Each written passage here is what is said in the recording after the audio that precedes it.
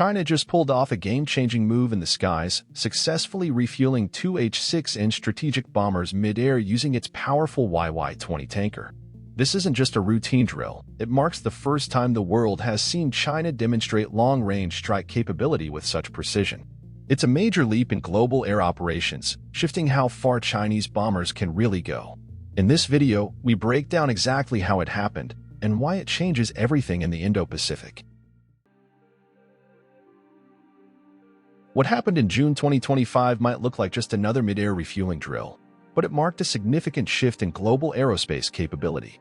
China publicly demonstrated, for the first time, a successful in-flight refueling operation between its Y-20U aerial tanker, officially known as the Y-20A, and two H-6N strategic bombers.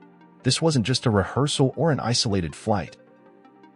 It was a coordinated demonstration of real operational maturity, caught on video by onlookers and broadcast widely.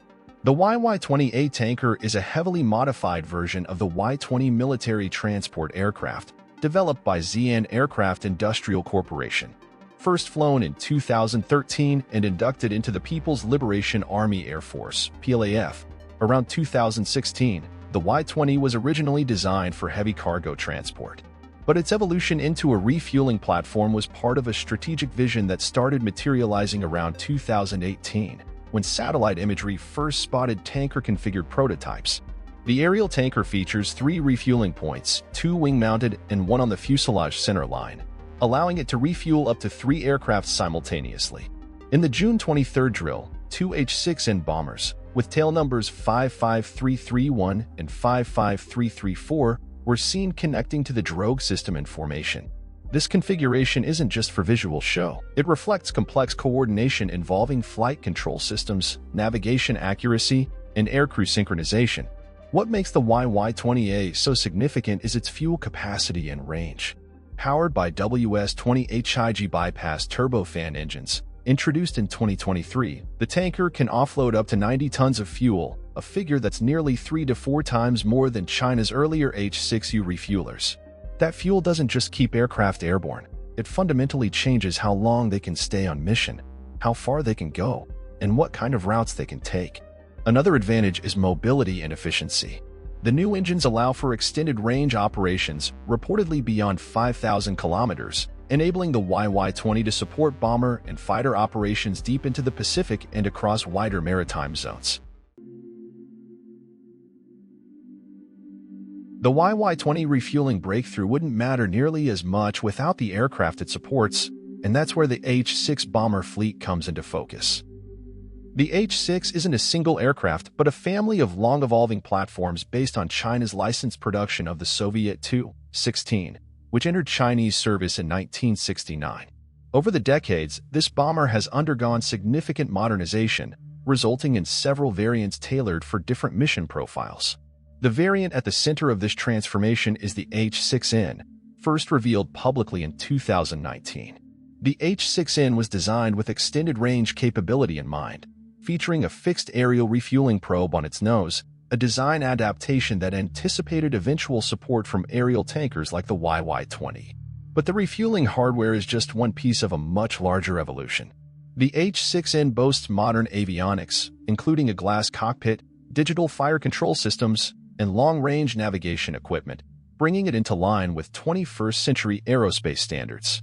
Performance-wise, the H-6N is equipped with twin-D, 30kp, 2 turbofan engines, giving it a top speed of approximately Mach 0.75 and a base combat radius exceeding 3,500 kilometers. But with in-flight refueling, that range can be extended to around 12,000 kilometers, a distance that reaches far beyond the first and second island chains and into areas like Guam, Hawaii, and possibly Alaska. This redefines the bomber's role from regional to truly intercontinental in capability. And the H-6N isn't just flying further, it's carrying more impactful payloads. It can support a payload capacity of over 20 tons, which includes a range of advanced long-range strike systems. These include YJ-12 supersonic anti-ship missiles, CJ-10 land attack cruise missiles, and the X-13 air-launched ballistic missile, believed to reach up to 3,000 kilometers. Importantly, this isn't a standalone platform. The H-6K, a related variant, has been observed carrying up to 4 Y-20U air-launched ballistic missiles, again suggesting a growing diversity in payload options across the H-6 series. This bomber fleet, once viewed primarily as a regional legacy platform, is now positioned as a key enabler of long-distance patrol and support operations. The most significant consequence of combining Y-20 tankers with refuel-capable H-6N bombers isn't technological, it's strategic. With this pairing, China now has the ability to conduct sustained long-range missions across the Indo-Pacific, including operational areas far beyond its traditional reach. This fundamentally alters how distance, geography, and power projection are calculated in the region. Historically, one of the primary limitations in China's air power strategy was the inability to maintain a persistent air presence over long distances without relying on external bases. The U.S., by comparison, has long relied on a network of overseas installations, Guam, Japan, the Philippines, and others, to support its global reach. China, until recently, had no comparable solution. The Y-20 changes that dynamic by offering a mobile refueling solution that can accompany strike assets wherever they go. The June 2025 refueling event wasn't conducted in isolation. It followed closely behind joint naval exercises, including carrier strike group operations conducted beyond the second island chain. This chain, stretching from Japan through the Mariana Islands, has traditionally served as a barrier limiting the operational depth of Chinese forces. Crucially, this development fits within China's evolving anti-access/area denial A2/AD approach, a doctrine aimed at maintaining freedom of movement in nearby waters while discouraging external forces from operating close to its borders. But aerial refueling pushes this approach outward. Instead of focusing only on regional zones, the PLAAF can now extend operations across the Pacific, creating uncertainty about where assets may be deployed or how long they can remain airborne.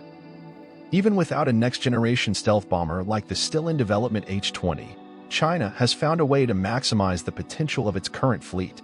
The H-6N, supported by the Y-20, can remain in flight long enough to monitor vast maritime zones, shadow naval formations, or position itself near key strategic corridors. Additionally, China's use of multiple methods to extend bomber range, including temporary operations from Russian airfields, as seen during joint drills off Alaska in mid-2024, shows that this capability isn't reliant on a single solution. Whether through aerial tankers or forward deployment, China is developing overlapping strategies to guarantee reach and sustainability.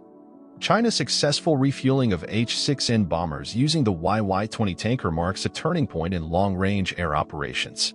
With extended reach and in-flight endurance, these platforms now enable sustained missions deep into the Indo-Pacific without relying on forward bases.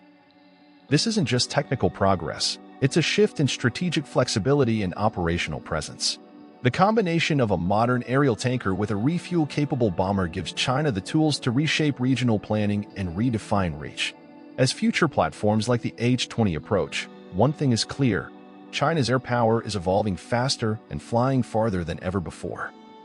If you enjoyed this video, don't forget to like, share, and subscribe for more updates on space exploration and scientific discoveries, and don't forget to leave a comment below. Also, you can visit our website, SpaceEyeNews.com. Thank you for watching, and see you next time.